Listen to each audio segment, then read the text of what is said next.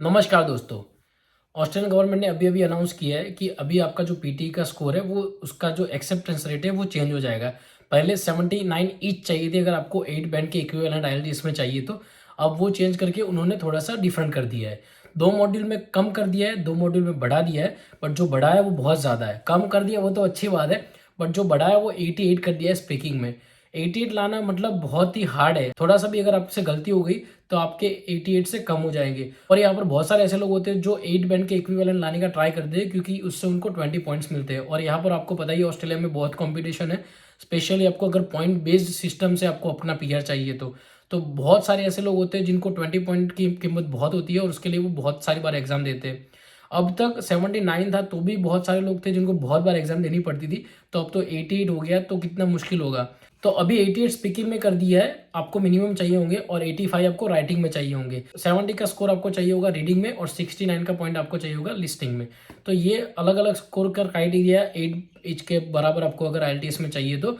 ऐसा नहीं है कि इसी पीटी में ही चेंज किया है, बट पीटी की चर्चा इसीलिए ज़्यादा है क्योंकि ऑस्ट्रेलिया में जो भी आते हैं या फिर ऑस्ट्रेलिया में जो भी लोग हैं वो मोस्टली सारे लोग पीटी की एग्जाम देते हैं, क्योंकि अब तक ऐसा था कि पीटी की एग्जाम देना इजी था और पीटी में स्कोर करना इजी था, बट अब धीरे धीरे वो भी मुश्किल होने लगा है। और अब तो स्पेशली स्कोर बढ़ा दिया है अगर आपको 8 इक्विवेलेंट चाहिए तो जो ये पीटी का स्कोर है वही सिर्फ डिफरेंट नहीं हुआ है, उसके अलावा यहाँ पर ऑस्ट्रेलिया में बहुत सारी अलग ऐसी इंग्लिश लैंग्वेज टेस्ट है जो एक्सेप्ट होती है। अब तक लोगों को ऐसा ही था कि भाई आईएलटीएस का टेस्ट है या फिर पीटी का टेस्ट है वही एक्सेप्ट होता है ऑस्ट्रेलिया में अगर आपको पीआर लेना है तो, या फिर ऑस्ट्रेलिया का वीज़ा भी अगर आपको अप्लाई करना है तो स्टूडेंट वीज़ा या फिर डायरेक्ट पीआर।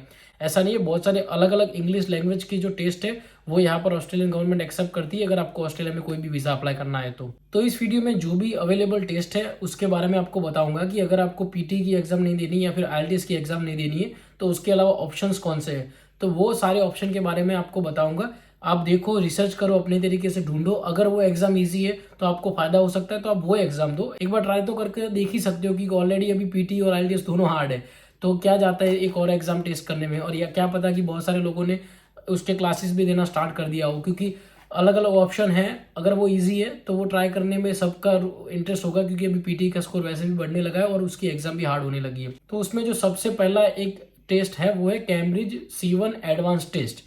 ये टेस्ट आप दे सकते हो अगर आपको ऑस्ट्रेलिया आना है तो। उसमें भी पीटी के जैसे स्कोरिंग रिक्वायरमेंट है, उसमें भी पहले स्कोरिंग रिक्वायरमेंट डिफरेंट थी, उसको चेंज करके 7 अगस्त से डिफरेंट कर दिया है। उसके अलावा जो दूसरा टेस्ट है आप दे सकते हो ऑस्ट्रेलिया आने के लिए, उसका नाम मुझे देख के पढ़ना पड़ेगा क्योंकि बहुत बड़ा है। तो जो दूसरा टेस्ट है वो Canadian English language proficiency index program in general, तो CELPIP जनरल ये नाम है इसका। आपको मैं नाम बता दूंगा, स्क्रीन में आप देख सकते हो, और उसकी भी स्कोरिंग रिक्वायरमेंट है आप देख सकते हो। तो ये 8 बैंड आपको इसके इक्विवेलेंट अगर चाहिए आईएलटीएस के तो इतना स्कोर है वो आपको लाना पड़ेगा, उससे आपको 20 पॉइंट मिलेंगे। उसके अलावा जो एक और टेस्ट है वो है ऑक्यूपेशनल इंग्लिश टेस्ट OET।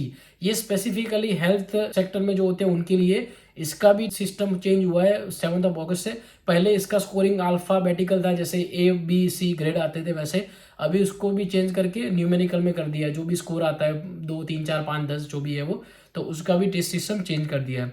उसके अलावा जो एक और इंग्लिश टेस्ट अवेलेबल है वो है लैंग्वेज सर्ट एकेडमिक टेस्ट।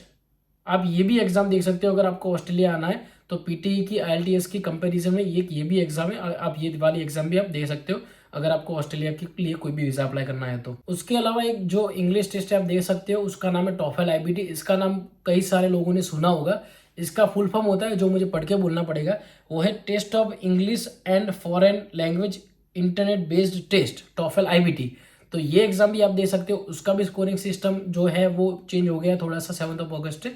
तो ये सारे इंग्लिश के टेस्ट है अवेलेबल आपको अगर ऑस्ट्रेलिया आना है तो ऐसा नहीं है कि आपको ये सिर्फ 2 ही टेस्ट है उसके ऊपर रिलाय लेना पड़ेगा, आईएलटीएस और पीटी।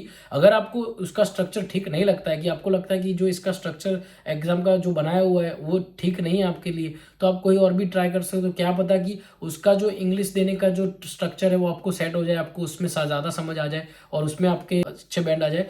और ये जो हम बोलते हैं कि 8 इक्विवेलेंट आईएलटीएस के लाने पड़ेंगे बैंड, वो ऐसा नहीं है कि आपकी जो यहाँ पर ऑस्ट्रेलियन गवर्नमेंट ऐसा सोचती है कि भाई आपका पीटी का 79 ईच या 88 स्कोर आ गया तो ही आप 8 के इक्विवेलेंट होते हैं। वो ऐसा बोलते हैं कि सुपीरियर इंग्लिश।